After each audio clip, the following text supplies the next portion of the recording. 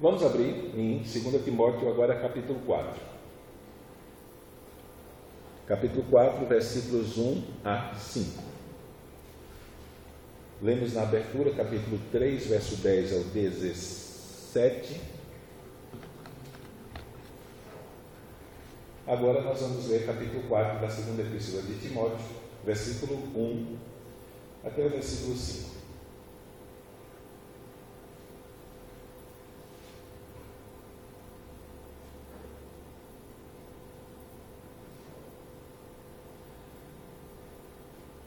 Segunda Timóteo, capítulo 4, versículos 1 ao 5 diz: Conjuro-te perante Deus e Cristo Jesus, que há de julgar os vivos e os mortos, pela sua manifestação e pelo seu reino, prega a palavra, insta, quer seja oportuno, quer não, corrige, repreende, exorta com toda a longanimidade e doutrina, pois haverá tempo em que não suportarão a sã doutrina, pelo contrário,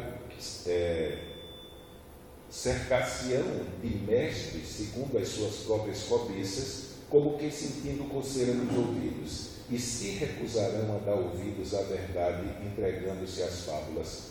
Tu, porém, sê sóbrio em todas essas coisas, suporta as aflições, faze o trabalho de um evangelista, cumpre cabalmente o teu ministério. Queria ler só o versículo 12 do capítulo 3, que diz: Ora, todos quantos querem viver piedosamente em Cristo Jesus serão perseguidos.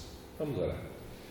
Pai amado, nós queremos colocar a nossa vida diante de Ti nessa noite e pedir que o Senhor venha ser conosco, Deus. Que o Senhor venha ser com a minha vida, que o Senhor venha ser com a vida dos Teus filhos e filhas que aqui se encontram e, ó Deus, que nós venhamos aprender, Senhor, à luz da história, Senhor, ó Deus, observando a obra que o Senhor realizou, mais especificamente, Senhor, na Idade Média, Senhor, ó Deus, mudando e adentrando a Idade Moderna, Senhor, levantando homens que aderam às suas vidas, Senhor, para que hoje nós pudéssemos estar aqui celebrando ao Senhor com entendimento, Senhor. Por isso, que o Senhor seja com a nossa vida e Teu Espírito Santo nos ajude a não apenas compreender e enxergar a Tua mão poderosa no curso da história, como também que a vida desses homens sirvam para despertar o nosso coração e influenciar a nossa vida, a fim de que nós desejemos, Senhor, sermos filhos Teus, Senhor, servos Teus que deixarão marcas na nossa era, que poderão abençoar pessoas na nossa era e abençoar pessoas futuramente. Por isso, seja com cada um de nós, nós te pedimos e te pedimos em nome de Jesus. Amém. Esse ano, como todos sabem, nós estamos celebrando 500 anos da Reforma Protestante.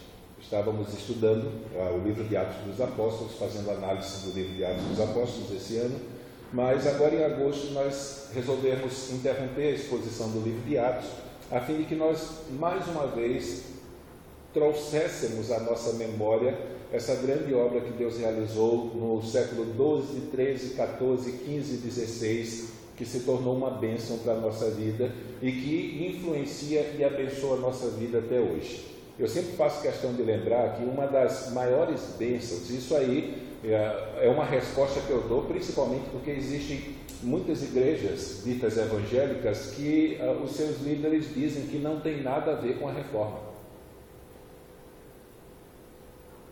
E quando nós nos deparamos com uma pessoa como essa, nós perguntamos em que língua a Bíblia dele está escrita. Porque a boa parte desses homens perderam as suas vidas e sofreram e tiveram uma vida um pouco complicada, porque eles queriam que cada nação da terra tivesse a Bíblia escrita na língua do povo, para proporcionar ao povo comum ouvir Deus falando com ele na sua própria língua. Então, se hoje nós temos o privilégio de dizer aos irmãos, vamos abrir a Bíblia em 2 Timóteo capítulo 3, em 2 Timóteo capítulo 4, em João capítulo 1, isso deve-se aos nossos amados irmãos reformadores. Desde o século XII até o século XVI, um dos clamores deles era esse: queriam que a Bíblia fosse traduzida para a língua do povo. Quem fez isso sofreu perseguição. Quem fez isso morreu queimado numa fogueira, que era a prática normal da Igreja Católica da época. Então, nós, além de estudarmos de forma resumida a história da Reforma Protestante, começando no século XII com Pedro Valdo e culminando no século XVI com Martinho Lutero, com Ulrico Zwingli, com João Calvino, com John Knox na Escócia. Então nós fizemos uma varredura na história para vermos as lições que nós poderíamos aprender de tudo isso. E depois que nós fizemos um resumo da história e abordamos todo o contexto da época que favoreceu o estabelecimento da Reforma Protestante do século XVI, semana após semana nós temos estudado acerca desses homens que marcaram a história. Então, se você olhar para antes de Martinho Lutero e antes da Reforma e for estudar sobre a Reforma Protestante, você vai ver 4 ícones. O primeiro ícone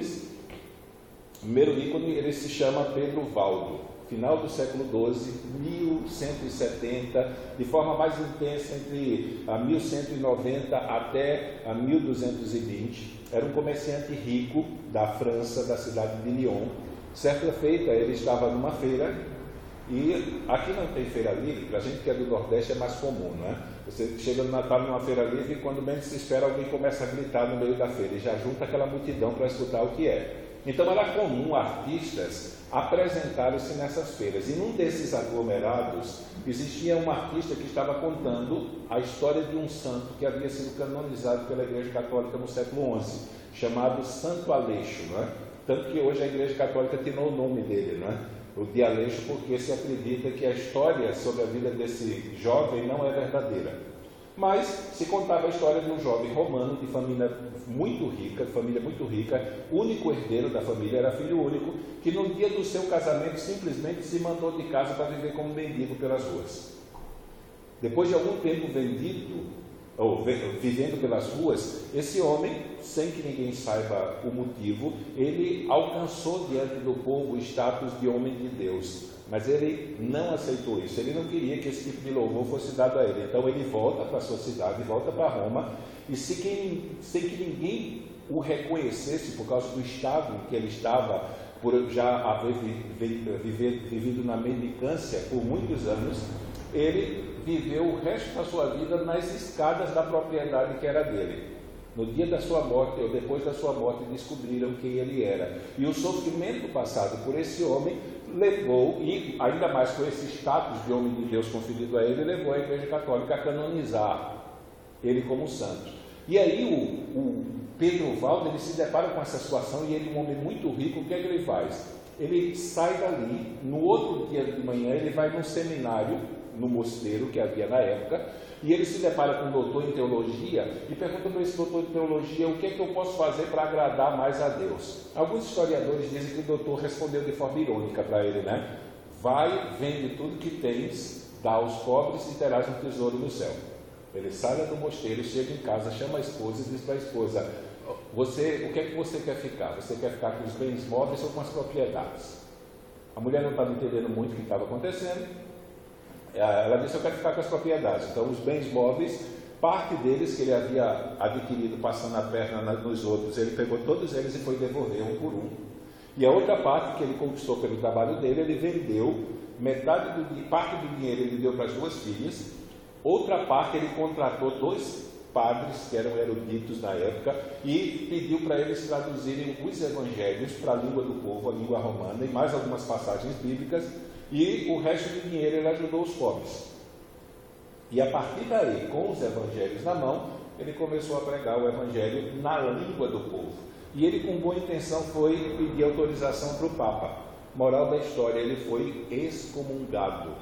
E aqueles que creram na pregação de Pedro Valdo se tornaram alvos de perseguição, da perseguição católica, né? Ou o movimento que nós conhecemos como de Inquisição, em que a Igreja Católica ela formou um exército, e qualquer grupo ou qualquer pessoa cuja ideia e cujo ensino fosse contrário à Igreja Católica, ele iria ser preso, e se não negasse aquilo que estava pregando, ele seria morto. Então você não conquistava o perdido pela pregação do Evangelho, né? Você destruía o perdido se ele não quisesse crer no que a Igreja Católica tinha, né? Então o padre ele ajunta um exército e marcha contra Pedro Valdo e o grupo que se originou da pregação dele, os valdenses, grupo esse que é conhecido assim como a mais antiga igreja evangélica, existe até hoje, gente. A mais antiga igreja evangélica existente é a igreja dos valdenses. Ela existe até hoje, só que ela foi perseguida pela igreja católica por 500 anos. 500 anos. Começou no século XII e a última perseguição de grande vulto, assim que nós temos conhecimento, ocorreu em 1655, quando o exército do Papa matou 1.700 valdenses de uma só vez. Então, tentar se opor à Igreja Católica naquela época era incorrer em perigo de morte, não é? E principalmente se você quisesse que o povo tivesse a Bíblia na sua própria língua, porque era uma filosofia errada, mas correta, assim, do ponto de vista da Igreja. Se o povo tem as Escrituras na sua própria língua e começa a ler, eles vão questionar a Igreja. E a Igreja não queria ser questionada, né? Elas queriam apenas que o povo colocasse uma venda no olho e seguisse tudo aquilo que os padres ensinavam. Então, por força disso, já se instaura uma perseguição contra a Igreja protestante, ou o que nós conhecemos de primeiro impulso assim,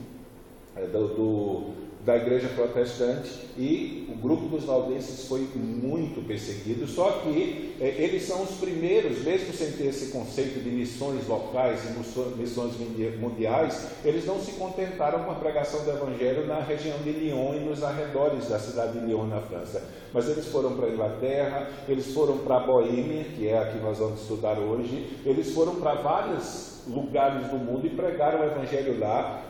Desejo deles, primeiro, que a Bíblia se tornasse a regra de fé da igreja. Segundo, que o Evangelho pudesse ser pregado para o cidadão comum por causa da crise de salvação que existia na Europa na Idade Média. Terceiro, eles queriam que o Papa, os padres, os bispos, a liderança da igreja se arrependesse dos pecados que eles cometiam. Para você ter uma ideia, naquela época, nas cidades grandes haviam prostíbulos exclusivos para bispos, padres e cardeais, o alto clero da Igreja Católica. Prostíbulos exclusivos para eles. Então a coisa não era muito boa. E o mais grave era a prática de venda de indulgência, né? Onde a igreja oferecia perdão para o pecador por dinheiro. Então você pagava, comprava uma carta de indulgência, que era uma carta de perdão embebida pelo Papa, e aí seus problemas se acabaram. Esses pré-reformadores, como eles viam nas Escrituras o alicerce da fé, então eles pregaram contra isso e mexeram no bolso da igreja. E vocês sabem que sempre que se mexe no bolso, a coisa fica complicada. Então, perseguição. Eles perseguiram Pedro Valdo. Na época de Pedro Valdo tinha uma seita, não era um movimento cristão, chamado albigenses ou cistercenses. Essa seita, o exército da Igreja Católica matou todos os membros dela. Todos, exterminou, acabou com a seita, com a morte de todos os membros. Então, esse era o perfil que a igreja tinha na sua época. Por isso, a Europa da Idade Média estava com a crise de salvação. Alguns séculos depois, saindo do século XII para o século XIV, Deus levanta na Inglaterra outro homem, né, chamado John Wycliffe.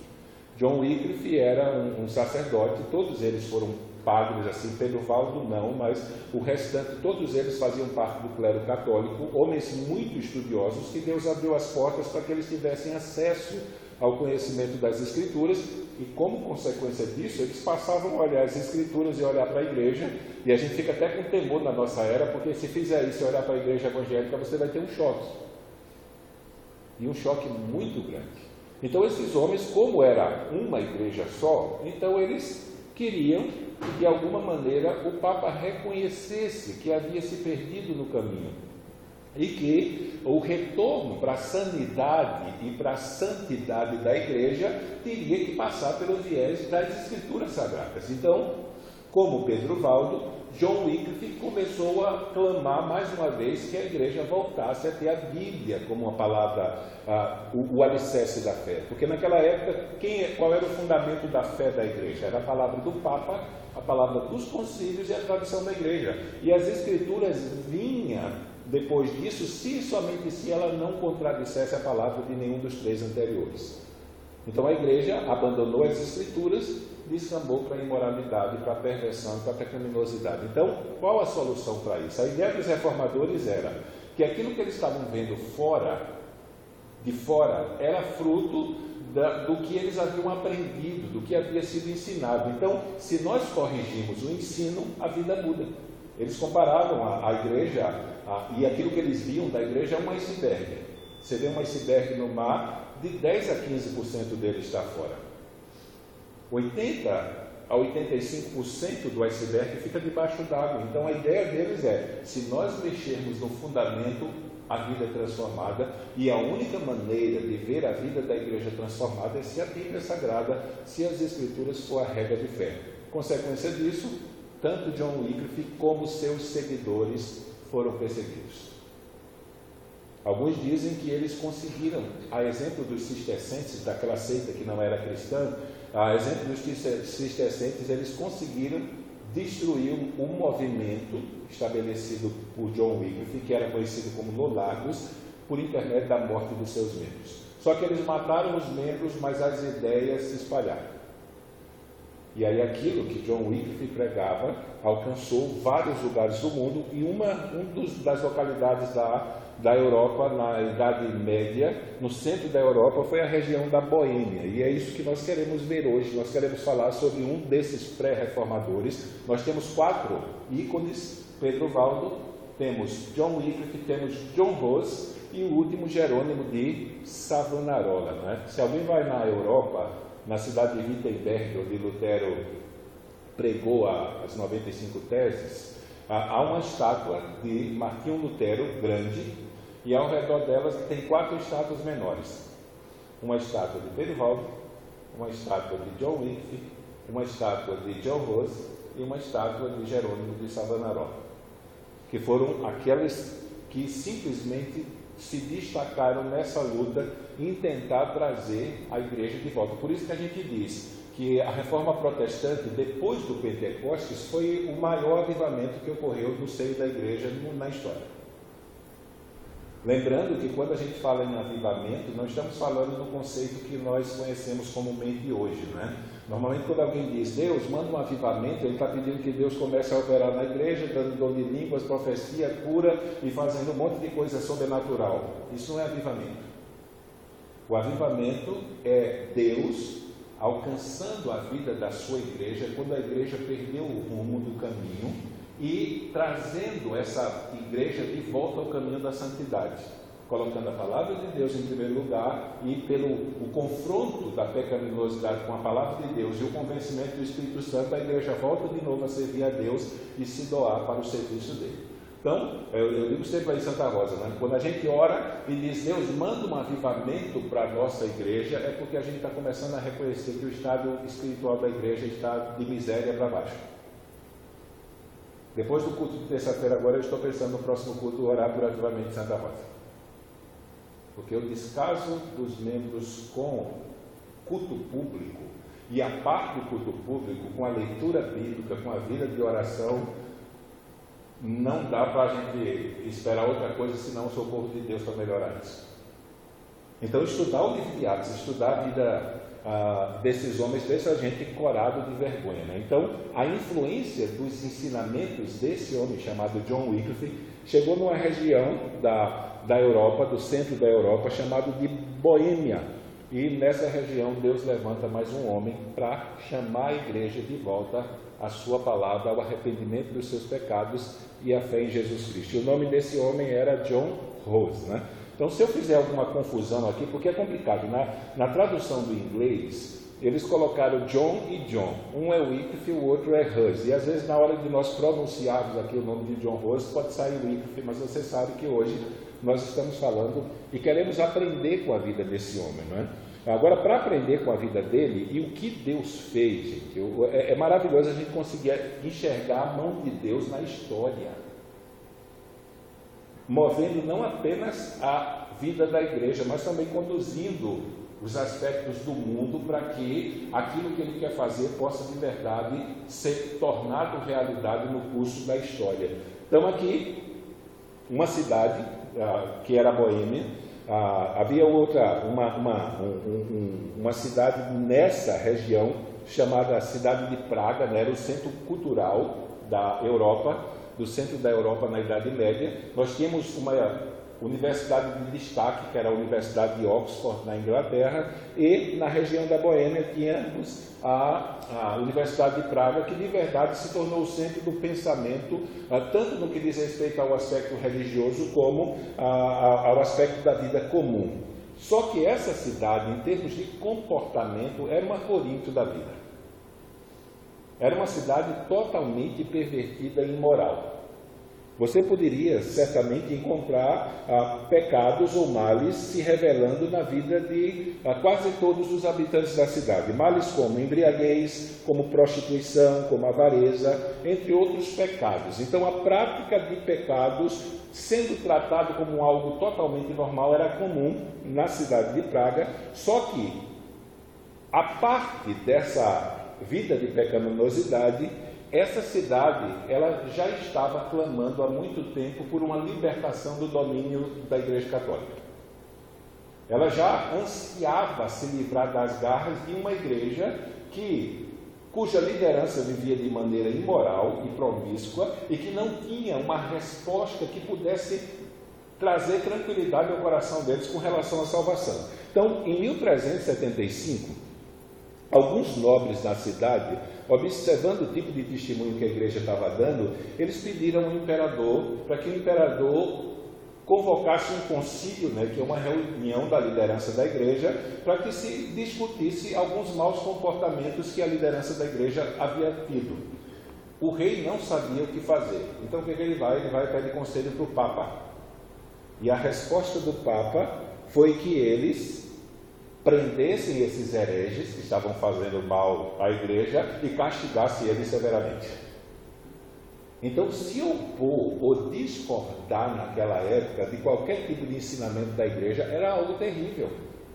Era incorrer no perigo de morrer a qualquer momento. E como consequência desse pedido por parte de alguns moradores, habitantes da cidade, por um concílio, se desencadeou uma severa perseguição. Mas apesar da perseguição que a igreja estabeleceu contra eles, a chama pela liberdade ela não se apagou. Então a igreja tentava acabar com a oposição, matando aqueles que se opunham, na expectativa de que a outra turma, vendo isso, que não se opunha, simplesmente ficasse quieto no seu lugar.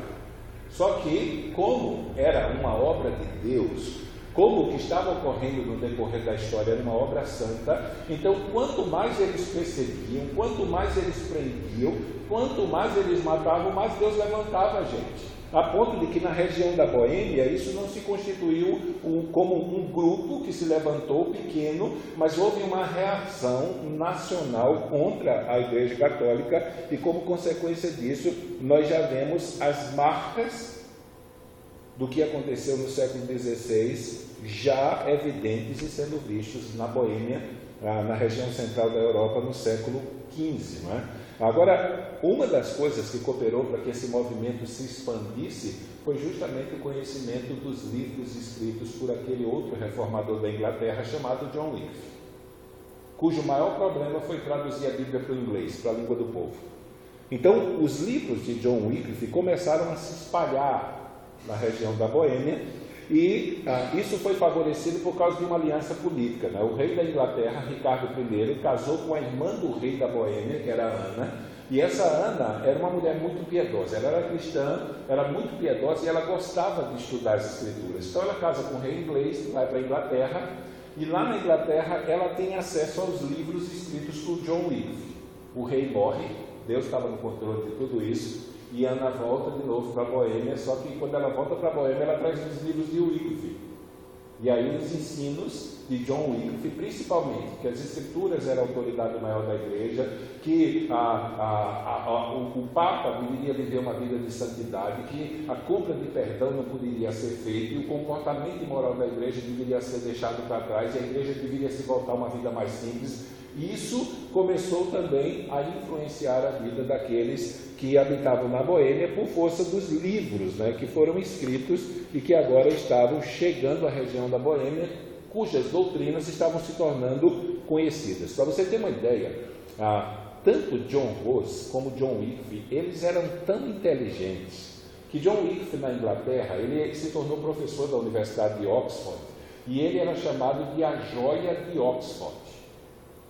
Por outro lado, na cidade de Praga, na outra universidade, uma das mais conceituadas da época, o John Rose, quando se torna professor, ele conseguia vencer no debate, de tão inteligente que ele era, todos os opositores que se levantavam contra ele. Então, uma das coisas que nos chama a atenção é que esses homens que Deus usou, eles eram profundos estudiosos das Escrituras Sagradas. Eram homens devotados ao estudo das Escrituras e daquilo que a Bíblia ensinava. Então, nós temos os escritos de John Wycliffe, entrando na Boêmia por intermédio de Ana, a irmã do rei. Também tivemos os escritos de John Wycliffe sendo introduzidos por um discípulo de Hus, chamado Jerônimo de Praga. Nós não vamos falar sobre ele, porque ele não teve tanto destaque assim no trabalho, não foi um ícone, mas uma coisa nos chama a atenção, né? John Wycliffe, nós vamos terminar com a morte dele. Ele foi e não se importou, foi tranquilo para a fogueira. Na hora que ele foi queimado, ele morreu cantando o salmo. Esse discípulo dele, Jerônimo de Praga, um ano depois foi julgado e condenado. E foi julgado, né? Para não ser condenado, ele negou os ensinos que ele havia feito. Ele negou todas as doutrinas que John Rose deu à vida para que o povo aprendesse. E quando ele nega e ia ser solto, ele se arrepende. E aí ele assume de novo que cria nas doutrinas, cujo fundamento principal é a Bíblia como alicerce da fé, e aí ele foi condenado e foi queimado. Mas ele já tinha escapado da fogueira e depois se arrependeu porque negou a fé dele, depois voltou, sustentou a sua fé. E esse Jerônimo de Praga, ele esteve um tempo na Inglaterra, e quando ele voltou para a Boêmia, ele também trouxe escritos de John Wycliffe. E esses escritos circularam nas mãos dos padres, né? E muitos padres naquela época vieram se converter, primeiro às Escrituras, depois ao Evangelho, e passaram a servir ao Senhor. Depois de Pedro Valdo, ou Jerônimo de Praga, chegou também à região da Boêmia 2 teólogos ingleses. Esses 2 teólogos, um deles se chamava James e o outro Conrad, e eles ficaram hospedados na casa de um homem lá chamado Lucas Walensky. E o que foi que eles fizeram? Eles queriam fazer uma comparação entre o Papa e Jesus Cristo. E eles pintaram um afresco, né? Uma fresca é uma pintura feita numa parede. Então, de um lado, eles apresentaram Jesus Cristo entrando na sua entrada triunfal em Jerusalém, montado no jumentinho, entrando na cidade. E do outro lado, ele mostrou o que acontecia quando um Papa entrava numa cidade. E ele pinta um Papa, vestido com suas vestes luxuosas, montado num cavalo bem bonito, com trombetas tocando para anunciar sua chegada e um cortejo de bispos atrás, para mostrar que o tipo e o estilo de vida que a igreja tinha naquela época era totalmente contrário àquele padrão que era estabelecido nas Escrituras e nos Evangelhos. E aí, por força de toda essa influência, na região da Boêmia, Deus levanta um homem chamado John Rose, um padre. Ele nasceu entre 1368 e 1373 na cidade de Husinec. Era de família pobre. O pai morreu quando ele era jovem. E quando ele terminou seus estudos na escola provincial, a mãe, preocupada com ele, se mudou da província e foi para a cidade de Praga a fim de que ele estudasse na universidade, porque ela acreditava que se ele se formasse na universidade, ela teria uma vida melhor. Imagina, esse conceito que nós defendemos hoje já existia lá no século XV, né? Em 1400 e alguma coisa. Então, ele foi para a Universidade de Praga e passou a estudar lá. Ele ainda era católico, devoto, né? Há uma citação na história de que ele foi para uma confissão que houve na igreja de São Pedro em 1393, e o último dinheirinho que ele tinha, ele deixou lá com o padre para se confessar. Num sermão, depois da conversão dele, ele dizia que se arrependia muito de ter deixado aquela moedinha lá. Era a única moeda que ele tinha, mas ele se converteu ao Evangelho à medida que ele passou a ler os escritos de John Wycliffe e a estudar as Escrituras. Ele era o que você poderia chamar de uma mente brilhante, né? Era uma mente brilhante. Ele conseguia vencer os seus opositores em debates. Ninguém conseguia, parecia um Salomão da vida, ninguém conseguia desfazer e distorcer aquilo que ele falava, tão grande era a sabedoria dele. Em 1396 recebeu o grau de teologia, ou em 1394, e em 1396 ele se tornou mestre. E 2 anos depois começou a lecionar na universidade, se tornando um dos professores mais brilhantes que a universidade tinha. Depois que ele é professor na universidade, no ano de 1400 ele é consagrado padre. Aí sim, ele é um padre oficial. Ele entra na igreja, só que quando ele é consagrado padre, já existia uma marca dele, a sua oposição ao estilo de vida que a igreja nutria naquela época, e ao tipo de comportamento pecaminoso e imoral no qual viviam os padres, os bispos e os outros participantes da liderança da igreja católica da sua época. Então, ele simplesmente já se opunha a tudo aquilo que a igreja ensinava. Deus, com a sua mão soberana, ele cria circunstâncias para favorecer o andamento da obra que ele quer fazer. Então, numa época em que todas as igrejas estavam sob o domínio do papado, se bem que naquela época de Wycliffe e John Hus, aquela época conhecida para a história da Igreja Católica como a Era do Grande Cisma, né? Haviam 3 papas ao mesmo tempo sentados no trono reivindicando a ser o cabeça da igreja, ser o supremo pontífice. 3 papas diferentes governando a igreja. Então, aquela história que os católicos dizem, olha, Lutero dividiu a igreja, não acredite.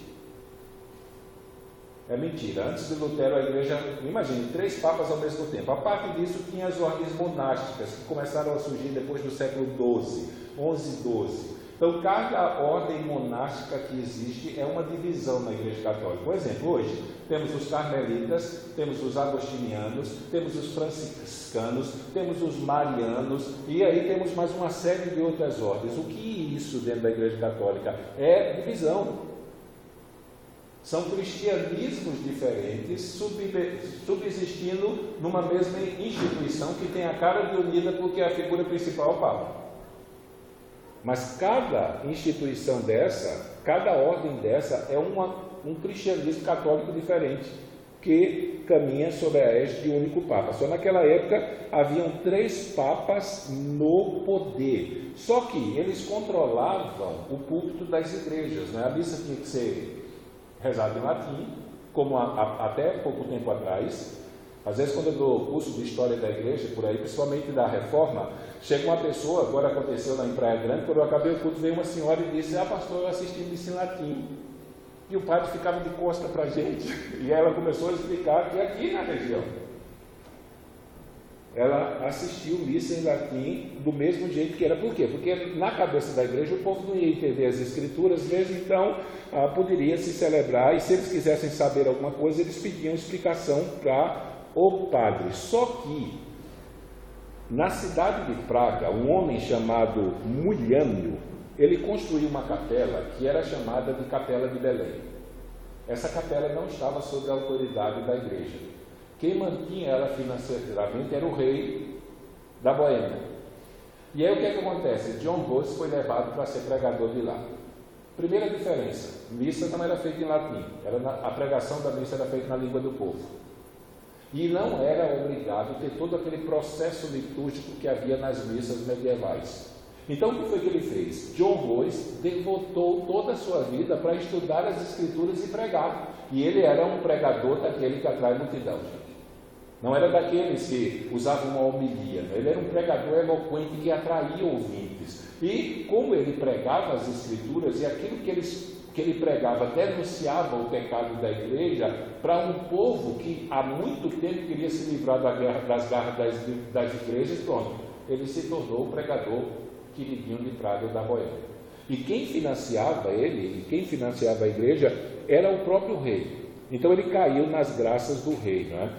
Tanto que ele se tornou confessor particular do rei Venceslau e da rainha Sofia, que era o rei da Boêmia, né? Então eles trouxeram John Hus e tornaram ele o seu padre oficial. Então, uma das coisas que a gente vê na história, se você estudar, Deus sempre levantou pessoas ricas para proteger aqueles que ele levantou para pregar. A parte de Pedro Valdo, que era rico e ficou pobre para se tornar um pregador, foi uma opção dele, mas pessoas ricas protegeram John Wycliffe, pessoas ricas protegeram Hus até quanto deu. Lutero não morreu porque pessoas ricas Deus levantou para proteger ele, e aí por diante. Então Deus sempre levantou pessoas de posses para que a vida daqueles que ele não havia enviado ao mundo para serem mártires pudesse ser preservada, né? Então o rei Venceslau e a rainha Sofia, eles eram protetores literalmente de John Hus no meio de toda essa confusão. Então John Hus, ele chegava a pregar todos os dias na capela, e uma multidão de pessoas vinha para que ouvi-los, né? Então ele não tinha esse problema de observar as práticas pastorais que eram impostas pela igreja. Então ele se dedicava exclusivamente a ensinar as Escrituras. Então Deus abre outra porta. Se ele agora tinha liberdade no meio do povo para pregar as Escrituras na língua do povo, Deus abre uma porta para ele na melhor universidade da região, que era a Universidade de Praga, e agora John Hus, ele é transformado no reitor da universidade.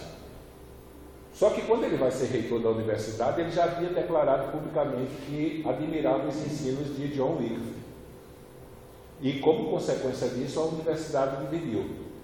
Agora eram aqueles que apoiavam os ensinos de John Wycliffe e aqueles que odiavam. Parte dos que odiavam eram os alemães que ensinavam lá. Tanto que o conflito foi tão grande que os alemães saíram da universidade e fundaram a Universidade de Leipzig, que se tornou uma universidade também bem conceituada, e eles não estavam errados no que estavam dizendo, né? Porque algum tempo depois, o conselho da cidade, que administrava a cidade de Praga, rejeitou os ensinos de Wycliffe, e John Hus foi lá e se opôs a eles. O que é que John Hus queria, gente? Ele queria que a Bíblia se tornasse a regra de fé da igreja.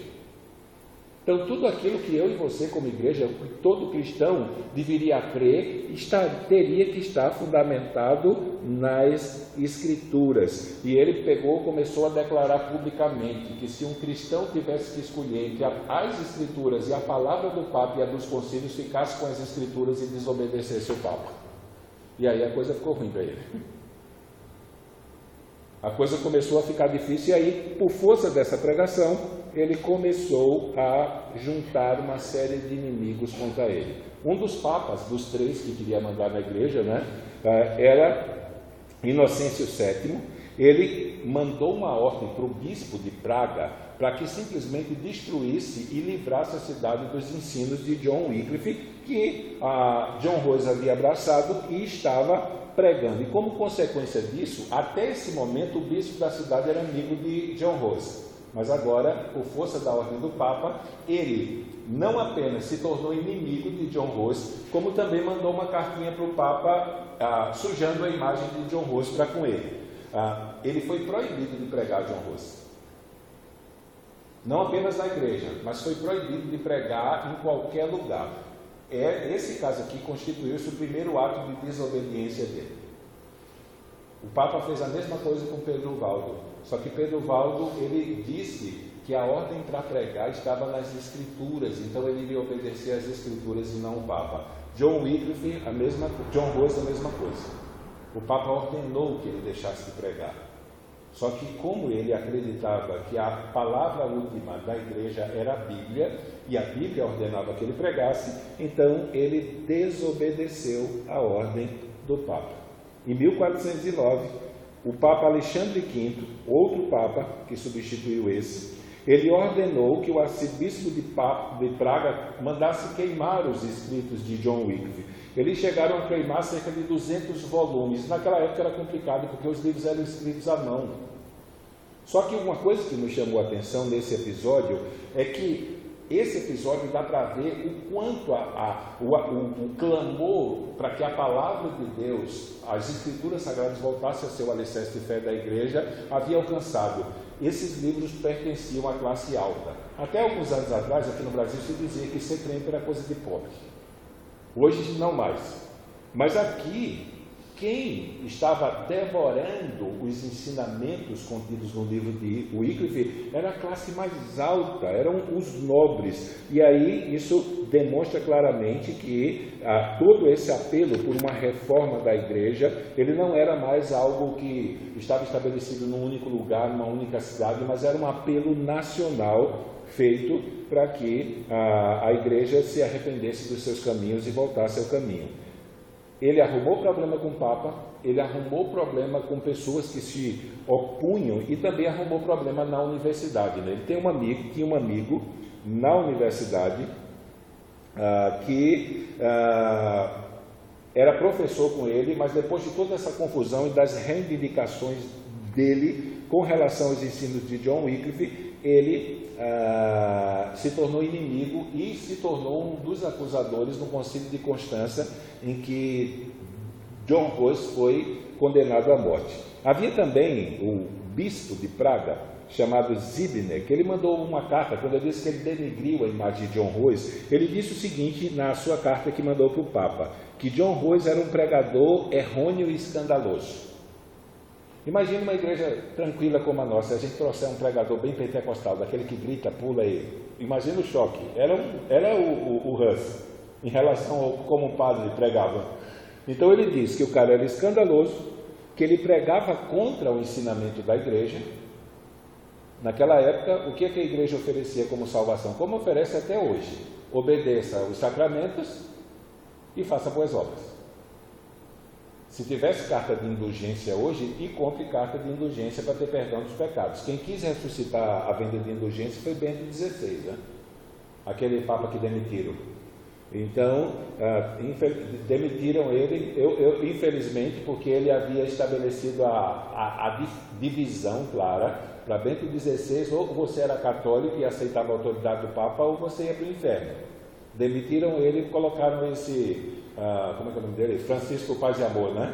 Que chega no sermão dele e diz que se uma pessoa morrer ateu, o sacrifício de Jesus é tão poderoso que salva ela. E eu não duvido que não vai demorar muito ele dizer que o sacrifício de Cristo vai salvar o diabo também.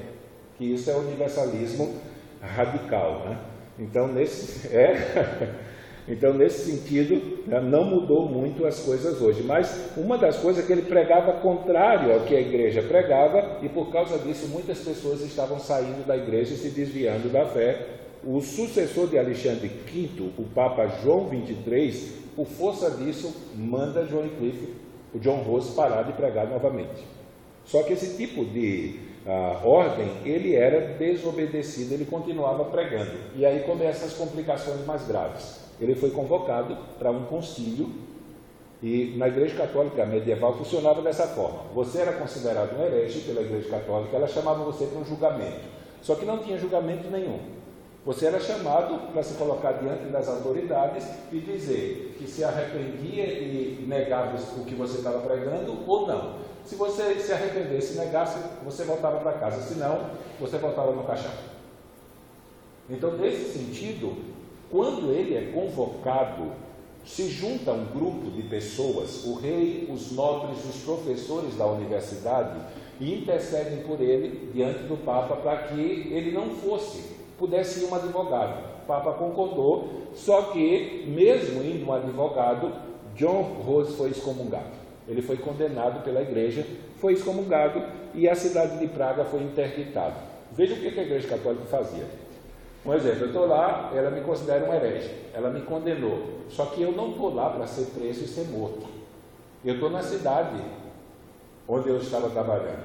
Então ela vai e proíbe que qualquer ato espiritual fosse realizado pelos padres na igreja. Agora imagine numa época em que as pessoas acreditavam que eram salvos pela participação da comunhão na missa, quando eles pegavam uma hóstia e botavam na boca. O sacrifício de Cristo estava sendo feito de novo por eles, então eles estavam seguros. Aí o Papa disse: se vocês não entregarem esse herege ou apoiarem ele, não vai ter mais hóstia para vocês. Então, com isso, ela queria que o povo se revoltasse contra o cara, e se não entregasse ele, já matasse ele por intermédio de uma revolta. Então foi isso que a igreja fez. Ela excomungou, foi a primeira excomunhão, teve duas, né? E aí você tem que pensar, mas como é que pode ter duas excomunhões? Tinha 3 papas, reivindicando o direito de mandar na igreja. Então ele foi convocado, mas ele não foi a nenhum desses, e aí se instaurou essa perseguição. E o que culminou assim, o que fez a bomba explodir, foi que o Papa João XXIII, ele arrumou uma briga com um rei lá, o rei de Nápoles, o rei Ladislau. Então, o que o Papa queria? Para se proteger, ele queria montar um exército, como ele fez na época de John Hus, para perseguir os valdenses. E ele queria montar um exército para que, se o rei viesse lutar contra ele, ele tivesse uma guarda para protegê-lo. E a promessa dele é: quem se alistasse no exército, seus pecados estão perdoados para sempre.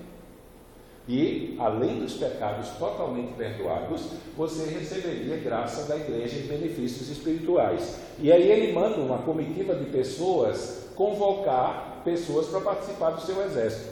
E essa comitiva foi para a Boêmia. E quando eles começam a pregar na Boêmia que quem se alistasse no exército do Papa receberia perdão dos pecados e benefícios espirituais, João Hus foi para a rua. E ele pregou tanto, gente, pregou tanto, que ao invés dos enviados do Papa levar um exército, eles foram enxotados e expulsos da cidade. Para você ver o apoio que esse homem tinha na Boêmia, por expor a pecaminosidade da igreja por intermédio das Escrituras. Então isso enfureceu ainda mais o Papa contra ele. Ele tem o Papa como inimigo, tem o bispo da cidade como inimigo, existem pessoas que se opunham a ele na cidade como inimigo. Na universidade, um amigo dele, o Stefan Palek, era um professor da universidade, companheiro, se tornou também inimigo dele por força desses embates que ele estava tendo com a liderança da igreja. E esse Palek, inclusive, foi um dos acusadores dele, um dos que se tornaram responsáveis em levantar provas para condenar John Hus quando ele foi preso ao ir o Concílio de Constança. E uma das reivindicações de John Hus era a seguinte, com relação à atitude da igreja para com ele: se eu tenho que obedecer a alguém, quem é que eu vou obedecer?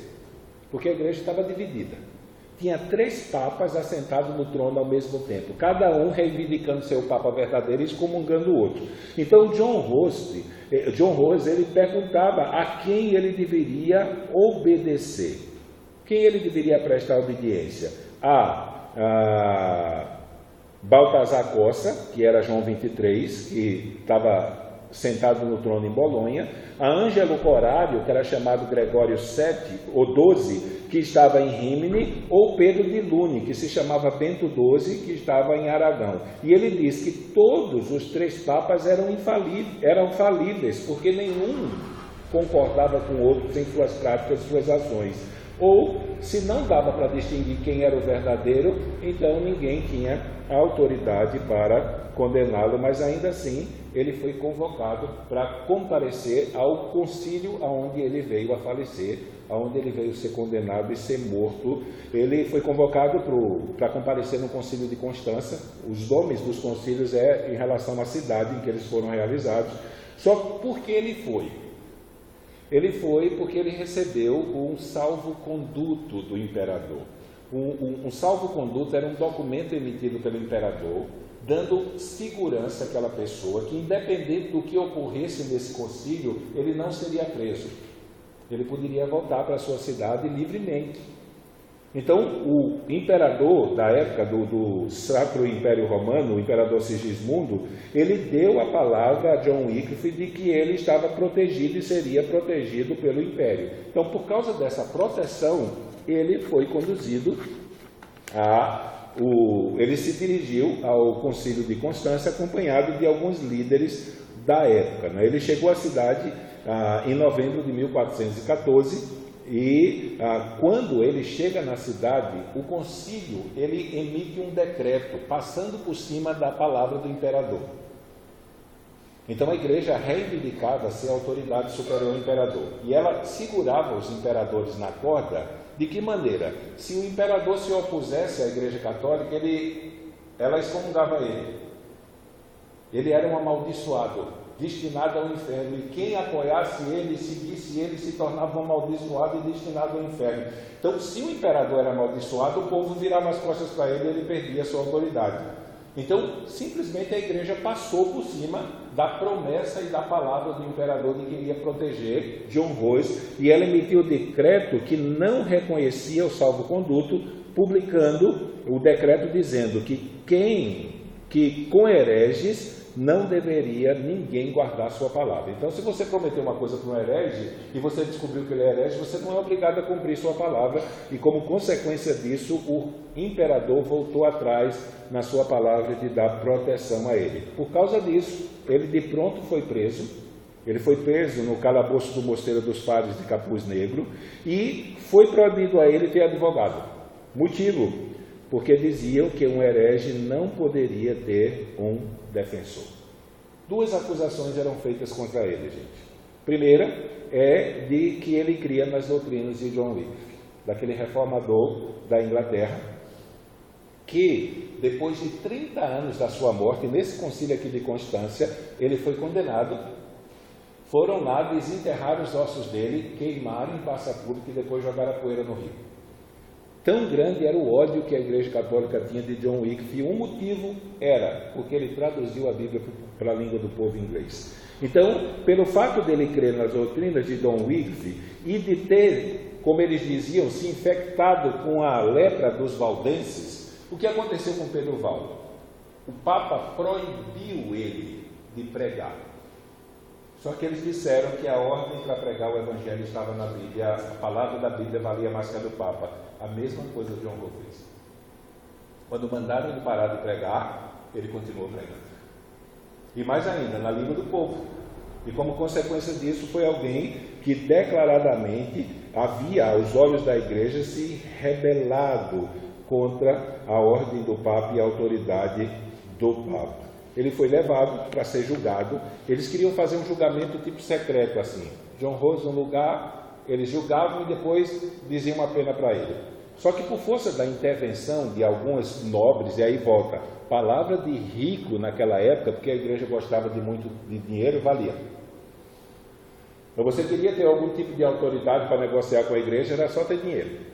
Ela estava de olho no seu dinheiro, então a sua palavra valia um pouco. Então eles pediram que o julgamento não fosse feito dessa forma, que John Rose, ele pudesse falar alguma coisa aos seus opositores, e como consequência disso, no concílio se estabeleceu uma série de sessões através das quais John Rose teve o direito de falar.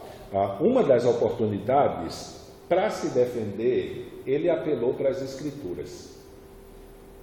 Lembra das palavras de Lutero? A menos que eu seja convencido pelas Escrituras, eu não posso e não vou me retratar.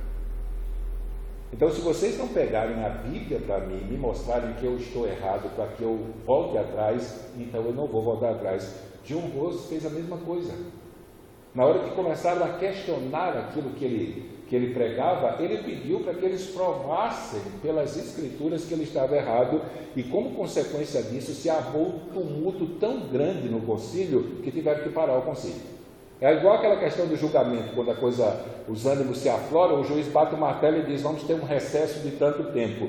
Por causa do apelo dele às Escrituras, o que é que ele está dizendo para a liderança católica que está diante dele? Que a palavra deles não vale nada, se não estiver fundamentado naquilo que a Bíblia diz. E aí, como consequência disso, adiaram o concílio, e outra sessão que houve no concílio, aí a coisa ficou pior para ele, né? Porque ele declarou publicamente que admirava os ensinos de John Wycliffe. Ele acreditava naquilo que John Wycliffe ensinava. E ele disse mais o seguinte: ele reconhecia que havia dito em outro lugar que Wycliffe era um verdadeiro crente e que gostaria de encontrar-se com ele na glória, onde o inglês já estaria.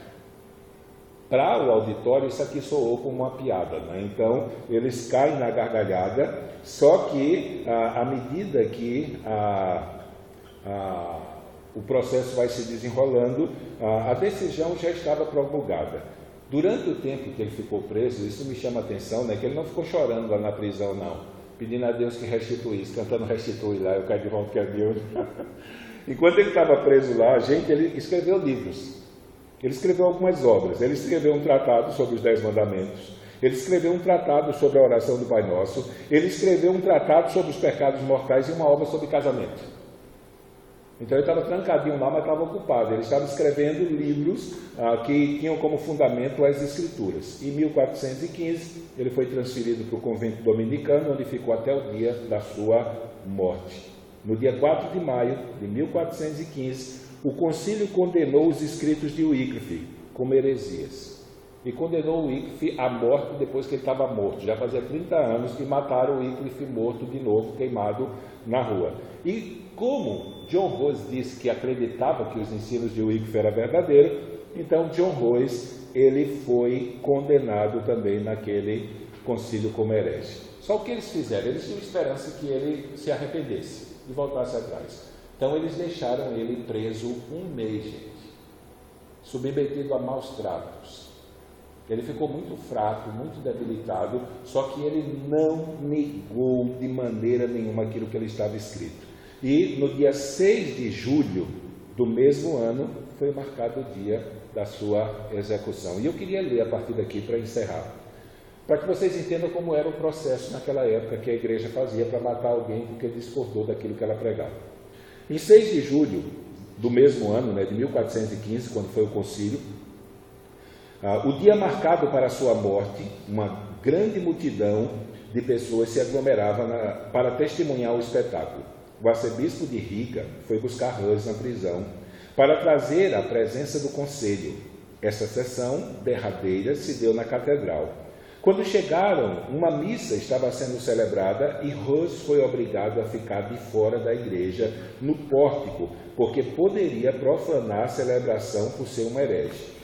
Em seguida, Hus foi colocado em uma cadeira que estava elevada por um pedestal.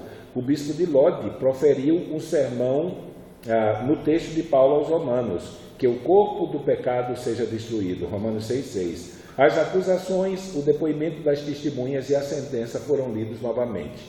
Ao final, Hus se recusou a abjurar suas opiniões. Ele se negou a negar, ele se recusou a negar aquilo que ele havia ensinado e pregado, e quando lhe foi dada a última oportunidade de falar na plenária, lembrou que veio ao concílio de livre e espontânea vontade, e desviando o olhar diretamente para o imperador, disse: vim para este concílio confiando na boa vontade do imperador. Os historiadores dizem que nessa hora o imperador ficou vermelho. O concílio então vestiu Hus com roupas sacerdotais e foi-lhe entregue nas mãos um cálice, como se ele estivesse prestes a celebrar uma missa. Nesse momento, alguém o perguntou se estava disposto a renunciar, ao que respondeu: com que cara eu deveria contemplar os céus? Como devo olhar para a multidão de homens que venham pregar o evangelho puro? Não, estimo a salvação muito mais do que este corpo que agora foi designado a morrer. Com a resposta, alguém lhe tira das mãos o cálice e diz: ó maldito Judas, que tendo abandonado o conselho da paz, entraste no dos judeus, nós tiramos de você o cálice de Cristo. Hus respondeu: espero pela misericórdia de Deus, que no dia de hoje eu possa beber o seu próprio copo em seu reino. Os 7 bispos que estavam presentes se puseram a tirar as roupas dos sacerdotais de Hus, representando o despojamento. Por fim, colocaram uma mitra de papel, que era um chapeuzinho, na sua cabeça, com demônios pintados e com as palavras arco herege, que é o líder dos hereges bem da frente. Um dos sacerdotes, então, o amaldiçoou: agora nós entregamos a sua alma ao diabo. Hus respondeu: agora entrego o meu espírito nas tuas mãos, ó Senhor Jesus, pois me tens remido. Uma comitiva de bispos, padres e soldados, que chegava a quase 800 homens, acompanhava John Hus no seu caminho à fogueira. Ao passar em frente ao palácio, viu seus livros e escritos sendo queimados em uma grande fogueira. Quando nós pensamos nos últimos acontecimentos finais, houve um homem chamado Poggius Florentini, Esse foi o homem que foi responsável em levar a intimação da Igreja Católica para que ele viesse ao concílio de Constança, e ele estava no meio daqueles que votaram com relação à sua condenação.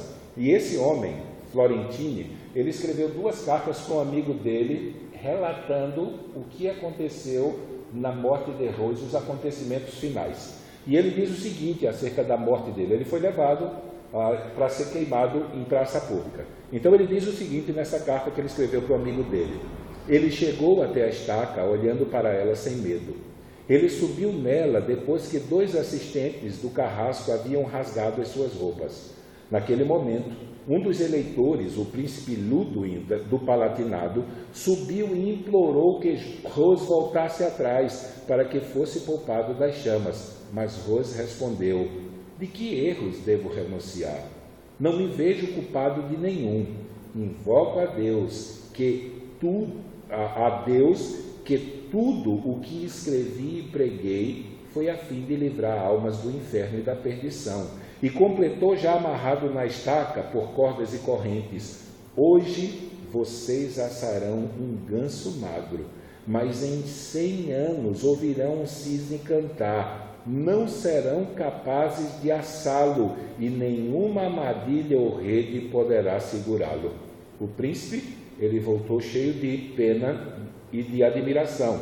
As testemunhas dizem que não houve um só momento de recuo por parte de Rose, nenhum grito de dor. Ele morreu cantando. Enquanto as chamas consumiam o corpo dele, ele cantava uns salmos.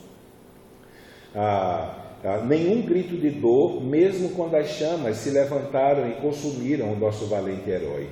E aí ele conta a expressão de ódio demonstrada pelos seus inquisitores. Ele diz o seguinte: quando o fogo apagou, seus algozes viram que a parte de cima do seu corpo não havia sido totalmente queimada e tornaram a acender a fogueira pela segunda vez. Quando as chamas novamente cessaram, viram que o seu coração ainda estava intacto, por isso colocaram fogo a 3ª vez, até que não restasse nada de Rose. As cinzas foram cuidadosamente removidas de junto com a terra ao redor, para que não restasse nada dele na terra, e tudo foi lançado no rio Rin.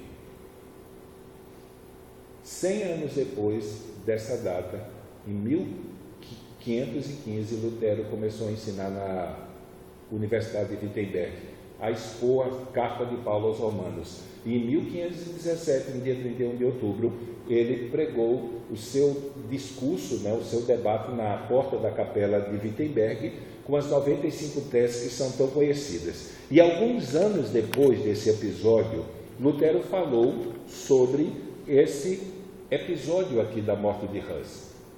Ele deu uma profecia na hora da sua morte: vocês estão assando um ganso magro, mas daqui a 100 anos se levantará um cisne e passará a cantar, e vocês não serão capazes de calá-lo. E aí Lutero pega essa palavra de Rose e diz, explicando um acontecimento que teve em 1531, que essa era uma profecia que falava dele, por isso ninguém conseguiria impedir a obra que ele começou. Então Lutero vai dizer o seguinte, eu queria ler as palavras de Lutero. Lutero escreveu: eu, Dr. Martinho Lutero, fui chamado para esse ofício e fui compelido a me tornar um doutor sem qualquer iniciativa minha, mas por pura obediência. Então eu tive que aceitar o ofício de doutor e fazer um juramento de que eu pregaria e ensinaria com fidelidade a minha tão amada Sagrada Escritura. Enquanto eu estava enganjado no ensino, o Papa cruzou o meu caminho e queria me impedir. Mas não me impedirá. No nome e na vocação de Deus, eu andarei sobre o leão e sobre a víbora. Pisarei com os meus pés o filhote do leão e do dragão. E isso que começou durante a minha vida se completará após a minha morte. John Rose profetizou de mim. Lutero escreveu: assarão um ganso agora, mas em 100 anos ouvirão um cisne cantar e terão que aguentá-lo, e assim será, se Deus quiser. Então a vida desses homens nos inspiram. Eles chegaram no momento em que a igreja estava passando dificuldades com relação ao seu testemunho. Haviam abandonado as Escrituras como regra de fé e haviam estabelecido doutrinas que não tinham embasamento das Escrituras, e essas falsas doutrinas haviam sido ensinadas de tal forma que você olhava para a igreja com seus olhos e olhava para a igreja que estava contida nas Escrituras e não via nada, absolutamente nada, que pudesse associar uma a outra. Então nós não podemos negar que parte daquilo que nós conhecemos como igreja evangélica hoje, se não está igual à igreja católica medieval, as neopentecostais com seus cultos a relíquias, vendendo um pedacinho de coisas, e algumas aí cometem o mesmo erro que a igreja católica cometia na era medieval, de até vender terrenos no céu, propriedades no céu, para que as pessoas tivessem segurança. Vários grupos denominados evangélicos fizeram essa bobagem de emitir escritura de propriedade no céu para que as pessoas dessem dinheiro. Então a gente se depara com uma situação dessa e olha para a vida desses homens, e o nosso clamor é que Deus nos levante para fazer diferença na nossa era. E a perspectiva é muito mais difícil, né? Porque na época dos reformadores só tinha uma igreja enrolada. Agora a gente tem um monte, que se chama igreja sem ser. Então a nossa oração é que a vida desses homens possa nos inspirar. Possam nos inspirar. Quando mandaram ele se calar, ele disse que amava mais a sua salvação do que a sua vida. É muito parecido daquilo que Paulo diz lá em Atos 20, 24. Mas em nada tenho a minha vida como preciosa para mim mesmo, contanto que cumpra com alegria a minha carreira e o ministério que recebi do Senhor Jesus, para dar testemunho do Evangelho da graça de Deus. Então a nossa oração é que Deus faça com que a nossa vida valha a pena o sacrifício que Jesus fez por ela, e que nós venhamos deixar marcas para a nossa geração e, se Deus permitir, para gerações futuras. Imagine, Pedro Valdo morreu no século XII, há cerca de 800 anos atrás, e a vida dele abençoa a nossa vida hoje. O Wycliffe, século XIV, cerca de 600 anos atrás, e a vida dele abençoa a nossa vida hoje. John Rose, há cerca de 600, e a obra que Deus realizou através da vida dele abençoa a nossa vida hoje. Então o nosso desejo é que Deus plante no nosso coração essa vontade de viver uma vida cristã de tal maneira que a nossa vida não apenas influencie os ao nosso redor, mas possa servir de inspiração para aquela geração que virá depois da nossa. Por isso vamos orar. Vamos pedir que Deus nos ajude. Eles não eram super-homens, eram pessoas iguais a mim e a você. E eu gosto de falar sobre eles porque algum tempo atrás, conversando com uma pessoa, eu fiz uma comparação, e eu não sei porque eu me comparei a Paulo, e a pessoa quase que tem um choque. Porque eu não poderia dizer isso porque era o apóstolo Paulo. Na verdade, o que essa pessoa estava demonstrando era a falta de compreensão que ela tinha da graça de Deus aplicada à vida de um pecador. Paulo era um pecador igual a mim. E se ele fez alguma coisa extraordinária, foi Deus que fez, e a glória de Deus, não de Paulo. Mas ficou escandalizado assim, porque eu me comparei a Paulo em uma determinada coisa. Mas esses homens, a gente pode dizer, não eram apóstolos de Jesus Cristo. Eram homens iguais a nós. E Deus fez uma grande obra na vida deles, e através da vida deles. E se homens iguais a nós, Deus tomou na sua mão e fez uma grande obra que abençoa a igreja até hoje, Deus pode tomar a minha vida e a sua vida e tornar a nossa vida uma bênção para a igreja hoje, e pode tornar a nossa vida para a igreja do futuro. Então vamos orar. Pai amado, nós queremos colocar a nossa vida diante de Ti, pedir que o Senhor venha ser conosco, Senhor. Te agradecer por essa noite, te agradecer por nós olharmos para o passado, Senhor, e não apenas nos tempos bíblicos, Senhor, mas durante a história ver como a Tua mão poderosa tem conduzido a Tua igreja, e mesmo no momento em que a Tua igreja declaradamente estava fechando as portas para o Senhor veio e com mão poderosa abriu as portas novamente, Senhor, e começou a trazer as Tuas ovelhas de volta para o aprisco, Senhor, de volta para o caminho, Senhor, que tem como fundamento a Tua palavra como lâmpada para os pés e luz para o caminho. Por isso, Deus, olhando para a vida desses homens, Senhor, ó Deus, e olhando para a obra que o Senhor fez, mesmo na fraqueza e nos limites dele, através da vida deles, ó Deus, nós queremos colocar a nossa vida diante de Ti, Senhor, e pedir ao Senhor que o Senhor use a nossa vida, Senhor, para servir de influência para a nossa geração. Use a nossa vida, Senhor, para deixar marcas da nossa geração de forma tal que as gerações posteriores possam ser abençoadas por ela, como o foi, meu Senhor. Foi como foi, Senhor, a luta, Senhor, a labuta que esses homens, como Pedro Valdo, como John Wycliffe, como John Rose, Senhor, como Jerônimo de Savonarola, como Lutero e os demais reformadores travaram, Senhor, para que hoje nós pudéssemos ser abençoados pela Tua palavra, Senhor, e podermos ouvir o Senhor falar conosco na nossa própria língua. Isso é maravilhoso demais. Por isso, nos ajuda a fazer diferença como eles fizeram, a fim de que nossa geração e a geração que vir possa ser abençoada pelo trabalho que o Senhor realizou nas nossas mãos. E por intermédio das nossas mãos, Senhor, nós pedimos e te pedimos em nome de Jesus.